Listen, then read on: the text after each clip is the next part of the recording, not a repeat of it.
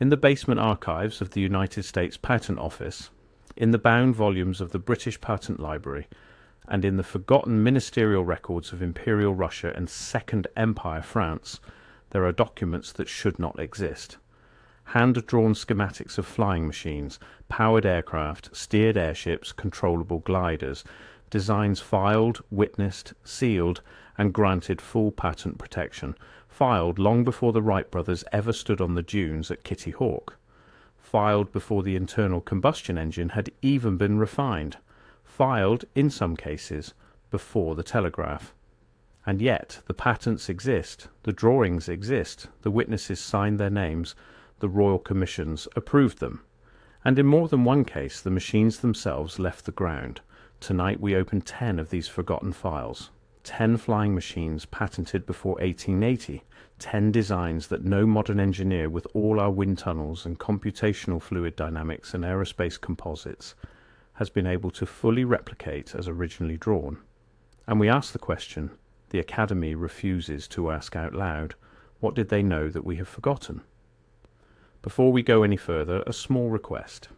If forgotten archives like this one are why you came to this channel, take a second now to subscribe and turn on the bell. Every video we publish reaches into a corner of history the textbooks decided to leave out, and the more of us asking the questions, the louder the questions become.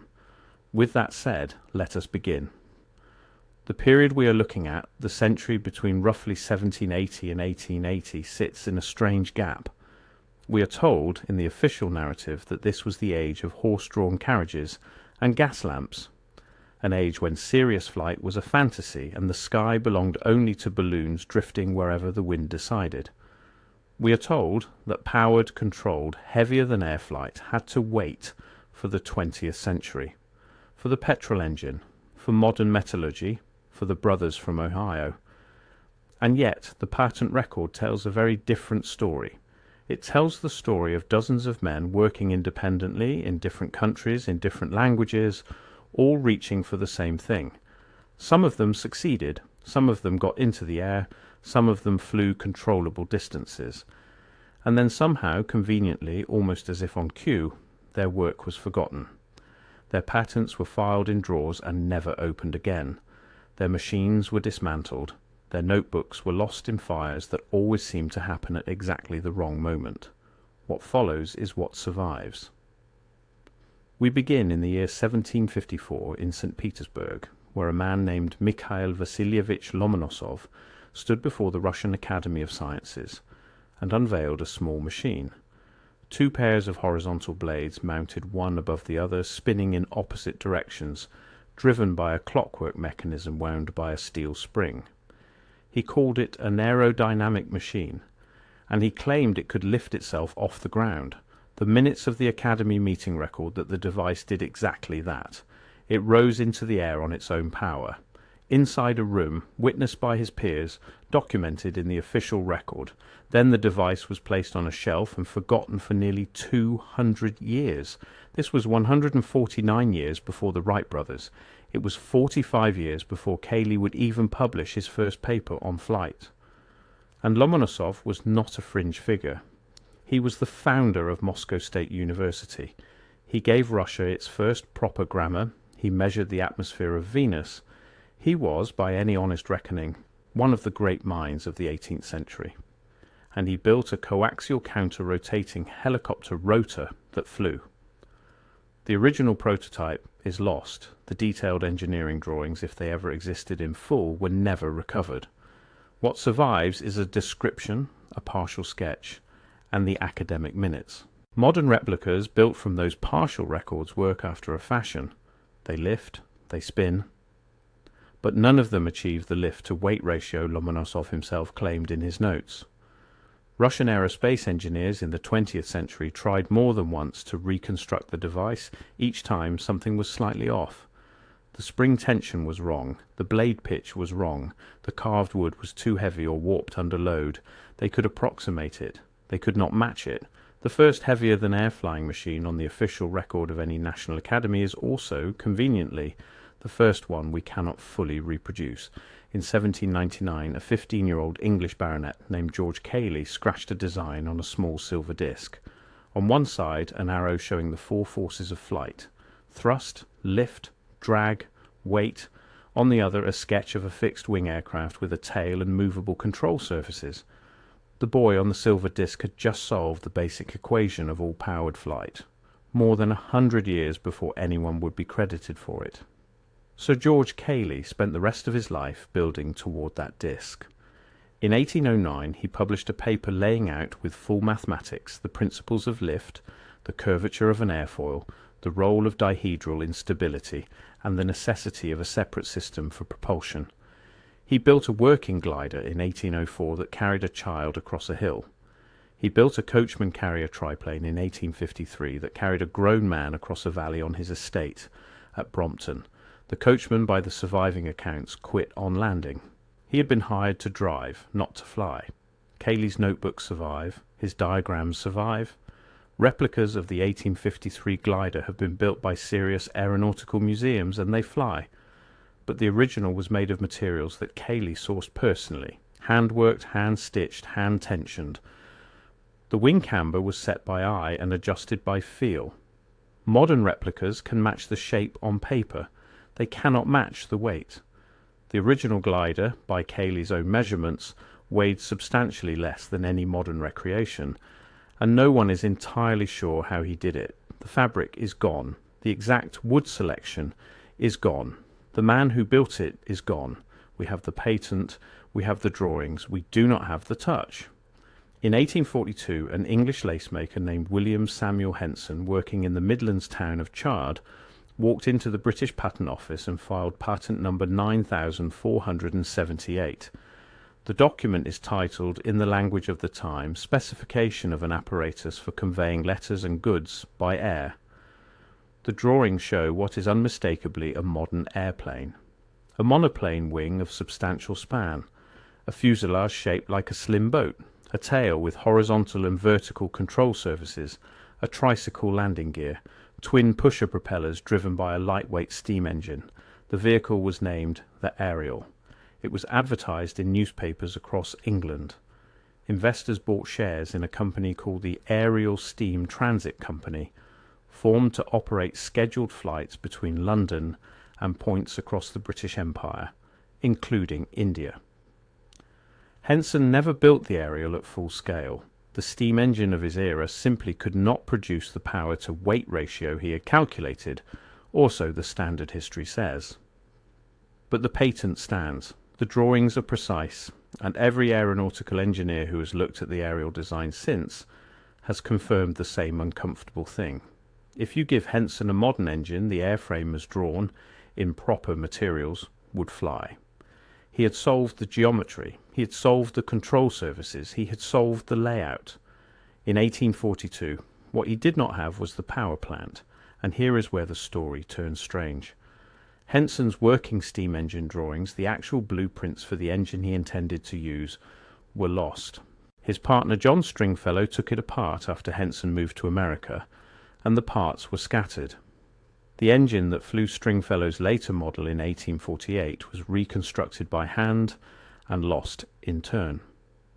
We have the airframe patent. We do not have the engine that was supposed to power it. The aeronautical community has tried repeatedly to reproduce that lost steam plant from the few surviving sketches. None of the modern reconstructions hit the same weight figures the original was said to have achieved. John Stringfellow, the same man who built Henson's engine, did not stop when his partner left for America. In 1848, in an empty lace factory in Chard, Stringfellow strung a wire across the room and hung a model aircraft on it. The model had a wingspan of about 10 feet. It carried a tiny steam engine of Stringfellow's own design.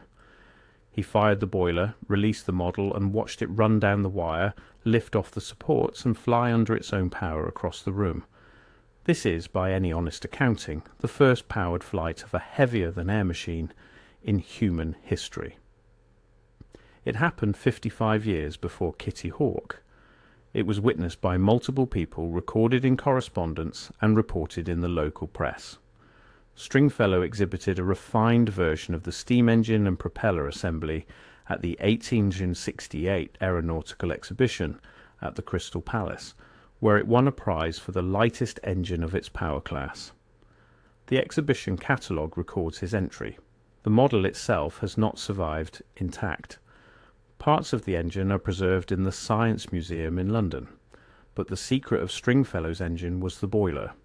He had developed a method of constructing a multi-tube boiler from extremely thin copper, brazed at joints that he prepared by hand, that produced steam pressure far beyond what any of his contemporaries could match at the same weight. He never patented the boiler in full detail. He never explained in writing exactly how he prepared the joints. When he died in 1883, his methods died with him. The Science Museum has tried with modern metallurgy to recreate the boiler. The reconstructed units leak under pressure. The originals, by his own logs, did not. On the 24th of September 1852, a French engineer named Henri Giffard climbed into a small wicker basket suspended beneath a cigar-shaped balloon filled with hydrogen. Below the basket hung a steam engine of his own design, weighing about 160 kilograms, driving a three-bladed propeller through a long shaft. Giffard ignited the boiler. The propeller began to turn, and the airship, in front of a crowd at the Paris Hippodrome, moved against the wind. It travelled 27 kilometres from Paris to the town of Alincourt, under its own power, steered by Giffard himself, using a small rudder. This is the first powered, controlled flight in human history. It happened in 1852. The newspapers covered it.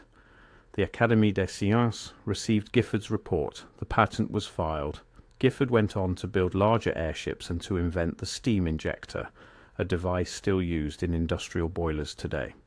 He was not a marginal figure. He was awarded the Legion of Honor. He became wealthy enough that when he went blind later in life, he donated his fortune to the city of Paris for humanitarian causes. But the original 1852 engine, the one that actually flew, is gone. Giffard's design notes for that specific power plant were partial even at the time of patent filing. He guarded the boiler design closely because he was actively trying to commercialize larger versions. When those larger projects failed, the design notes were dispersed. Modern reconstructions of Giffard's airship for museums and centennials have used modern engines disguised in period housings. No one, to date, has rebuilt the exact engine that lifted Giffard over Paris that September afternoon and flown it.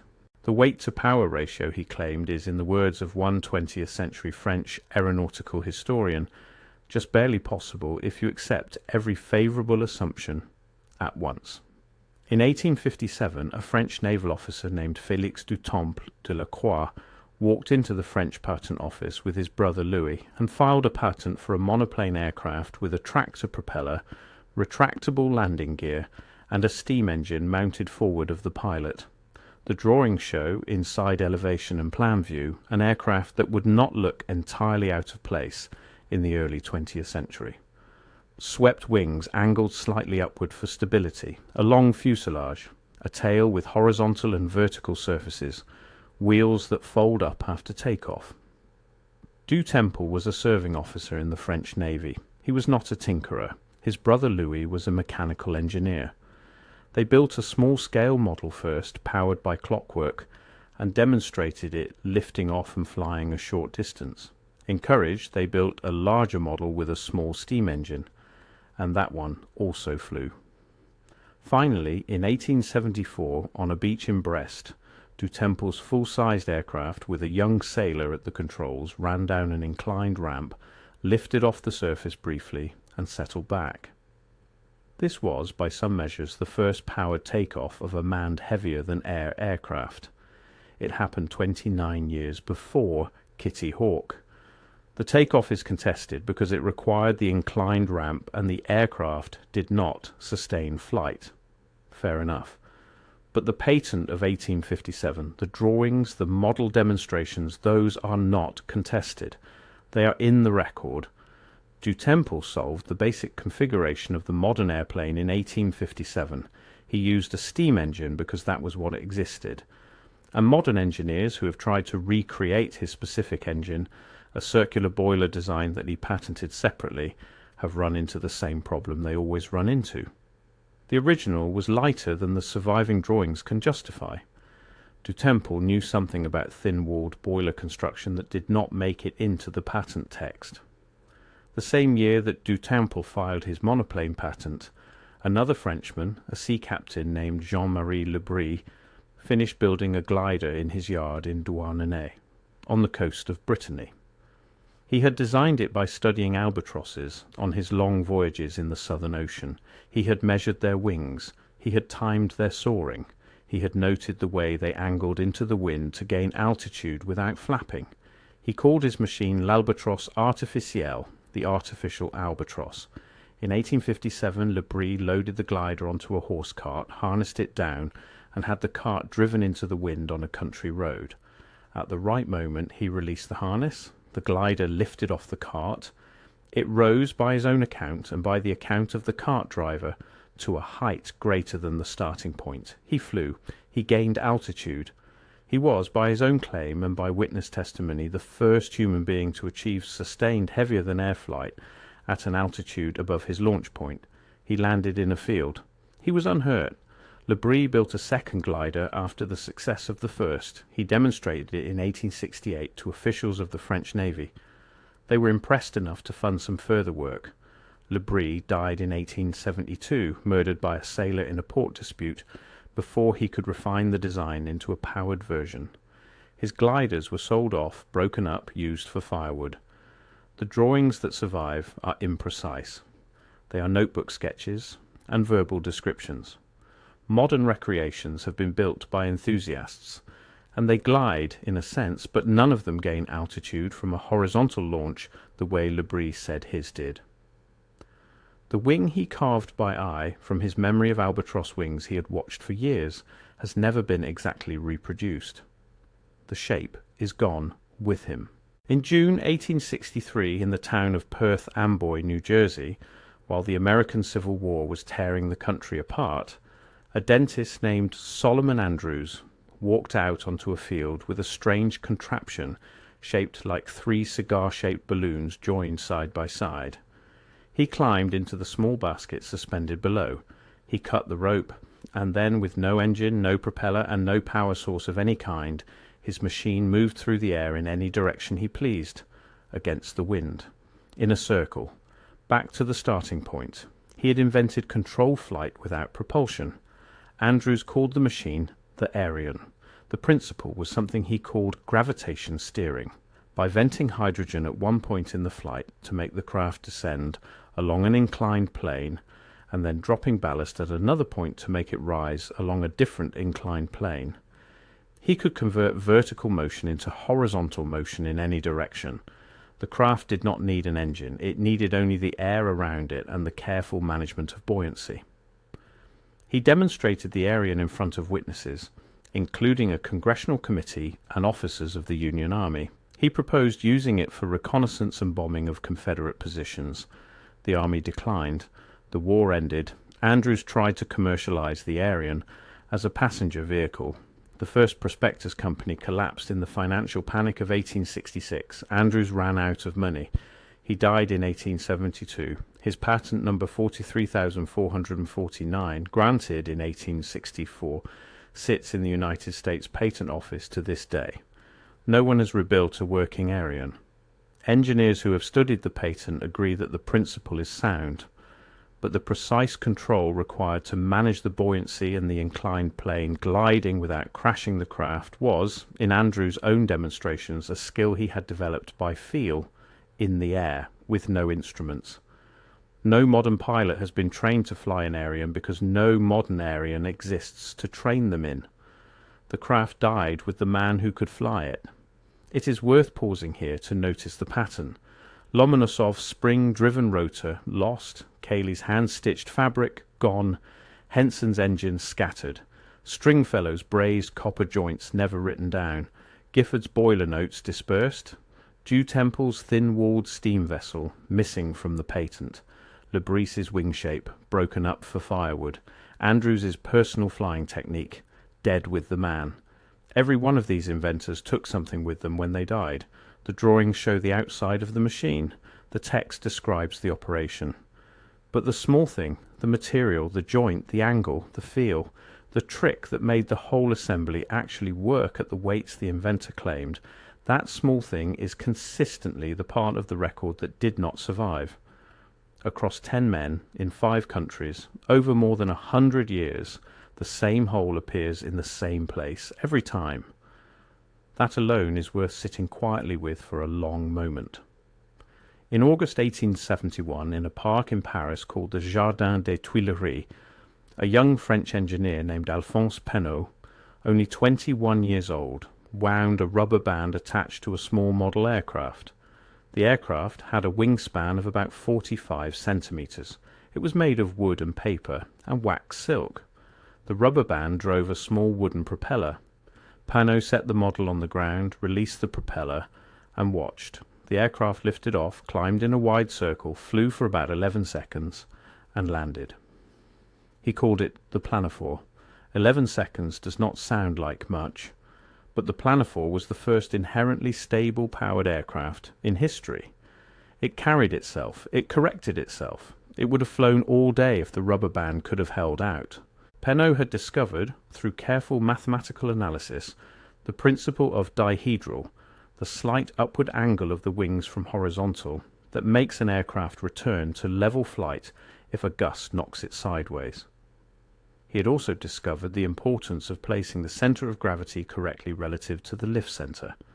He had, in effect, solved the equation of stable flight in a child's toy.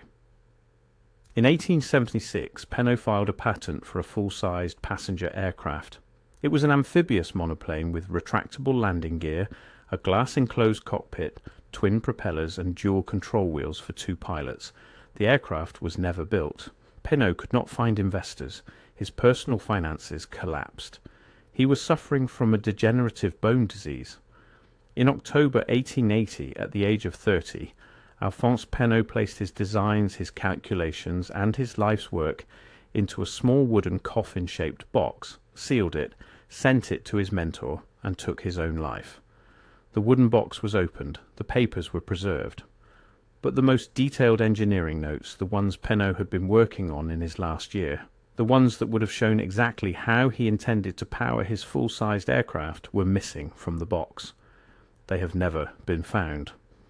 The final patent in our list belongs to an Englishman named Thomas Moy, a marine engineer who had retired from sea voyages and turned his attention to flight. In 1875, on a calm day on the Crystal Palace grounds in London, Moy walked out to a circular track he had built for his latest creation. He called it the aerial steamer. It was a tandem wing aircraft, 2 large wings, one in front of the other, with twin fan-shaped propellers between them. The whole assembly was driven by a small but high-output steam engine of Moy's design. The machine was unmanned. It ran on the circular track at the end of a tethered arm so that it could be tested without risking a pilot, and so that it could not escape into the public. Moy fired the boiler. The propellers spun. The machine accelerated along the track. At a certain speed, with witnesses watching, the wheels lifted from the ground. The aerial steamer rose a small distance, perhaps 15 centimetres, and held that altitude as it continued around the track. It was tethered so it did not fly free. But it flew, under its own power, with no human aboard. In 1875, the patent for the aerial steamer is recorded in the British Registry. The drawings are intact. Photographs of the machine exist, but the engine, again, is the mystery. Moy's steam engine, by his own published figures, achieved a power-to-weight ratio that contemporary engineers questioned at the time, and that modern engineers still find difficult to reproduce. He was secretive about the boiler. He was secretive about the materials. He sold the machine after the demonstration, and the buyer is unknown. The aerial steamer was last seen in a warehouse in South London in the late 1880s. Then it disappeared. No engine, no frame, no fan blades, nothing. A flying machine that took off in 1875, that was patented, that was witnessed, that was photographed, and that has simply vanished from the physical world. These are 10 of the patents. There are more. The records contain hundreds of designs filed before 1880 for flying machines of every conceivable type. Ornithopters with flapping wings, helicopters with stacked rotors, airships with rigid hulls, gliders launched from cliffs, mechanical birds carved from balsa and silk. The men who filed them came from every country with a patent system, and they were not, by and large, cranks. They were engineers, they were officers, they were industrialists. They were scientists in good standing with their academies. They left behind a body of work that, taken as a whole, contradicts the tidy story we have been told about how human flight began. The tidy story says that flight began in Ohio in 1903. Two brothers from a bicycle shop working in isolation solved the problem that no one before them had solved, and the modern age of aviation began the moment their flyer left the sand. It is a clean story. It has the shape that history textbooks like. One inventor, one date, one place. The patent record does not have that shape. The patent record shows a slow, sprawling, multinational, multi-generational effort that produced flying machines decades before Kitty Hawk. Some of those machines never left the page. Some of them flew briefly and then were forgotten. A handful of them flew well, repeatedly, and were dismantled by hands that have left no record of why. The question that haunts the careful reader of these old patents is not whether the machines could fly. The question is why we are still told they could not. There are theories. Some say that the industrial age moved quickly enough to bury inventions that did not fit into the dominant business models of the day. A flying machine that worked on buoyancy and skill, like Andrew's Aryan, did not need to consume coal. A glider that used carefully carved wood and stitched fabric, like Bris's Albatross, did not need a factory to produce. Inventions that did not fit the engine of capital were not killed by malice. They were simply not funded, not bought, not advertised, not remembered. The men died. The drawings yellowed. The machines were broken up for parts. Others say something stranger, that the period between roughly 1750 and 1880 was a recovery, a slow rediscovery of techniques and materials that had once been common knowledge in a civilization that came before. The orphan inventors of the 18th and 19th centuries in this telling were not inventing from scratch. They were stumbling across pieces of an older system. A lighter alloy here, a boiler joint there. A wing shape passed down through a family of carpenters who did not quite know why they cut wood that way. The patents we have in this reading are the fragments. The full machines, the full systems, the full atmosphere of an aerial age exist now only as the silent gaps between the surviving drawings. We do not have to choose a theory tonight. It is enough to note the simple documented fact that 10 flying machines were patented before 1880, that no modern engineer has been able to fully replicate any of them as originally drawn, and that the official history of aviation does not include them in its first chapter. Whatever the men who designed them knew about lift, about boilers, about wing curvature, about the touch and the feel and the small adjustments that the drawings cannot capture, that knowledge is not entirely with us anymore. It is in the archives, it is in the patent numbers, it is in the yellowed papers. Some of it may still be recoverable, some of it may not. When you walk past a small regional museum and see a glass case with a model airplane in it, take a moment, read the card, look at the date, ask yourself who built it and what they knew and where their notebooks went. The history of flight did not begin in 1903. It began somewhere much earlier, in workshops and ports and patent offices, scattered across a world that no longer remembers half of what it once did. The 10 machines in this video are the pieces we can still see. The rest is in the gaps. Thank you for watching. If this video opened a door for you, leave a comment with the name of the inventor who struck you most, and we will see you in the next one.